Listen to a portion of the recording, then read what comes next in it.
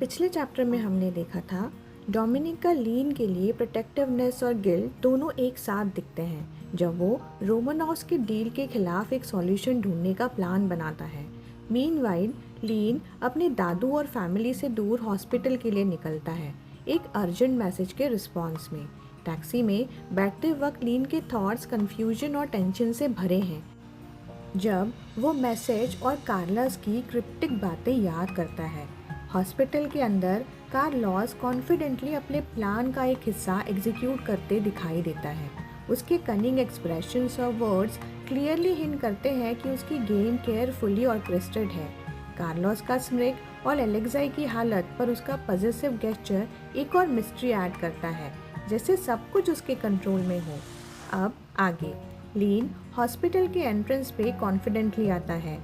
High medical royal hospital की shiny facet उसके ऊपर चमक रही है और हल्की सी हवा पत्तों को इधर उधर उड़ा रही है।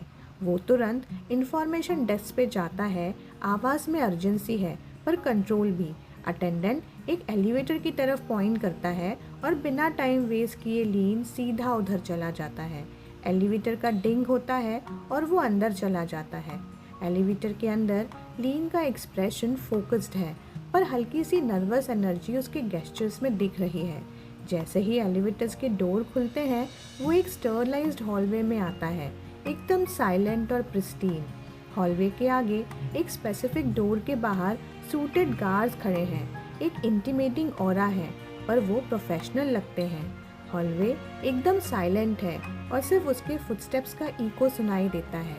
गार्ड्स उसकी तरफ देखते हैं पर चुप रहते हैं। लीन धीरे धीरे हॉलवे में एंटर करता है, अपने चेस्ट को थोड़ा सा टच करता है जैसे वो थोड़ा नर्वस हो। फिर वो सूटेड मैन से बात करता है जो गार्ड के रूम में खड़ा है। मैं मिस्टर रोमानॉव के साथ एक अपॉइंटमेंट के लिए आया हूँ। लीन बोलता है, थोड़ा हेसिटेंट, लेकिन उसकी आवाज़ में एक फॉर्मनेस भी है। मैन थोड़ी देर के लिए आंखों से उसे देखता है, फिर नॉट करता है। आपका नाम? लीन टेरेनो, वो जवाब देता है। उसकी आवाज़ में नर्वसनेस के साथ थोड़ी डिटर्मिनेशन भी दिख रही है। सूटेड मैन थोड़ा रिलैक्स होता है, फिर डोर खोलता है। अंदर का गेस्चर करते हुए कहता है, प्लीज़ अंदर आइए, मिस्टर प्रेसिडेंट आपका इंतज़ार कर रहे हैं।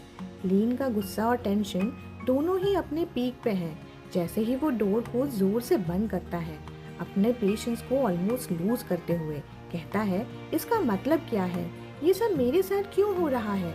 जैसे ही गार्ड्स और स्टाफ एक दूसरे की तरफ देखते हैं, एटमॉस्फेयर एक सेकंड के लिए टेंस हो जाता है। फिर रूम में एक अथॉरिटिव आवाज़ गूंजती है, ये एक हॉस्पिटल है यंग मास्टर लीन। कार्लोस अपनी चेयर से कामली उठते हैं, लेकिन उनके गेस्चर से लगता है जैसे उन्होंने लीन की आंखों में एक ट्रिगर ढूंढ लिया हो। लीन का कंफ्यूजन और ज़्यादा बढ़ जाता है जब कार्लोस एक शार्प टोन में बोलता है, यहाँ एक पेशेंट है जिसे पीसफुल एनवायरनमेंट चाहिए। कार्लोस की बात पर उसका प्रेजेंस लीन को ऑलमोस्ट सफोकेट कर देता है। लीन शॉक में हल्की सी आवाज़ में बोलता है, पेशेंट?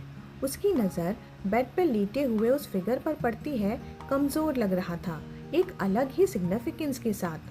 फीलिंग ऑकवर्ड और थोड़ा गिल्टी, लीन जल्दी जल्दी बोलता है, सॉरी, मुझे लगा आप सिर्फ अकेले ही यहाँ हैं। कार्लोस ने लीन के शोल्डर पे कंफर्टिंग हाथ रखा, उसके साथ एक वार्म सी स्माइल फ्लैश करते हुए धीरे से बोला, लेट्स टॉक, तुम यहाँ इसी के लिए आए हो, राइट? लीन अब थोड़ा हेसिटेंट और नर्वस एक हल्की सी आवाज़ में जवाब देता है, यस। सीन शिफ्ट होता है एक क्वाइट लाउंज की तरफ, एक एलिगेंट और कामिंग रूम जिसमें एक साइड कार्लोस रिलैक्स पोस्चर में बैठा है और दूसरी तरफ लीन जो अभी भी थोड़ा ऑकवर्ड और अनईजी फील कर रहा है। एक स्टाफ मेंबर क्वाइटली एक ट्रे के साथ आता है और दोनों के लिए steaming cup of tea table पर प्लेस करता है। कार्लोस अपना कप उठाते हुए कामली और कंपोज टोन में बोलता है, सबसे पहले तो मुझे माफ़ी मांगने का एक मौका दो जो मैंने सुबह किया उसके लिए। मुझे नहीं पता था कि तुमने अपने फैमिली को टेस्ट रिजल्ट्स के बारे में नहीं बताया। लीन, जिसके चेहरे पर फ्रस्ट्रेशन क्लियरली विजिबल है, कंटिन्यू करता है, अगर आपको वाकई ऐसा लगता था तो आप इससे बुरा नहीं करते, पर आपने मुझे ऐसे मैसेजेस भेजे जो मुझे समझ ही नहीं आए। उनका क्या मतलब था? कार्लोस काम येट स्लाई एक हल्की सी स्माइल के साथ बोलता है, तुम्हें समझ नहीं आया या तुम समझना नहीं चाहते। उसके वर्ड सॉफ्ट हैं लेकिन उनका इम्पैक्ट शार्प है। लीन के एक्सप्रेशन टेंशन और कंफ्यूजन से भरे हुए हैं। उसकी आंखों में वो स्ट्रगल दिखाई दे रहा है जो इस सिचुएशन के प्रेशर को समझने की कोशिश कर रहा है। कार्लोस का काम और कमांडिंग टोन अब बिल्कुल क्लियर है। वो लीन को डायरेक्टली प्रपोज करता है, accept the marriage with my son, और अपनी फैमिली और अपने ग्रैंडफादर की कंपनी को र्यून होने से बचा लो। ये एक कैलकुलेटेड और मैनिपुलेटिव मूव है। कार्लोस अपनी अथॉरिटी और प्रपोजल की वेट का पूरा यूज़ कर रहा है तो लीन को एक कॉर्नर तक पुश करने के लिए। लीन के शब्दों में एक हेल्पलेसनेस है जो उसकी सिचुएशन रिफ्लेक्ट करती है।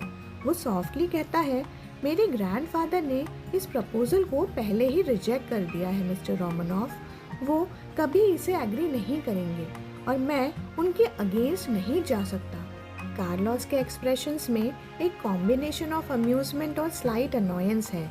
वो कैजुअली अपने बाल संभालते हुए कहता है, young master lean, you know, ये पहली बार है जब किसी ने मुझे 2 बार मना किया है।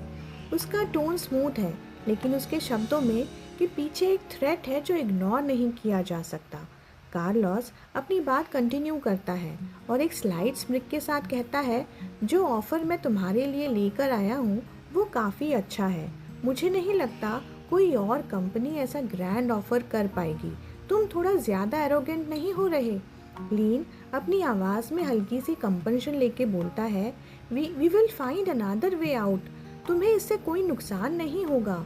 लीन उसकी बात में जितना अश्योरेंस है उतना ही बेचैनी भी, जैसे वो खुद से ज़्यादा सामने वाले को कन्विंस करने की कोशिश कर रहा हो।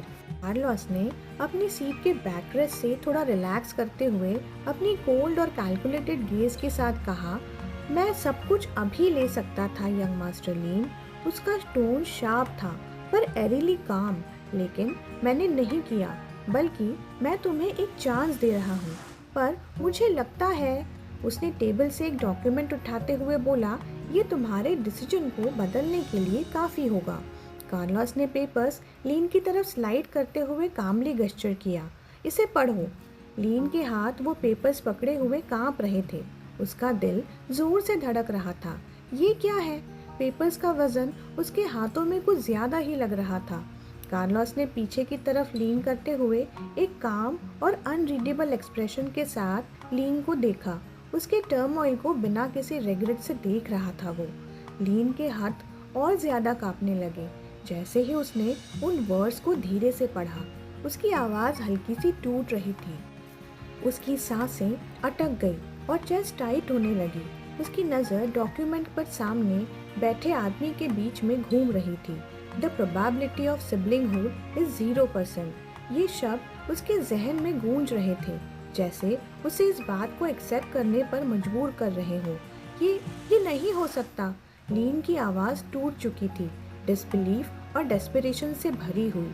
उसने पेपर्स को और ज़्यादा ज़ोर से पकड़ा, जैसे कोई रीज़न ढूंढ रहा हो कि ये सब गलत हो।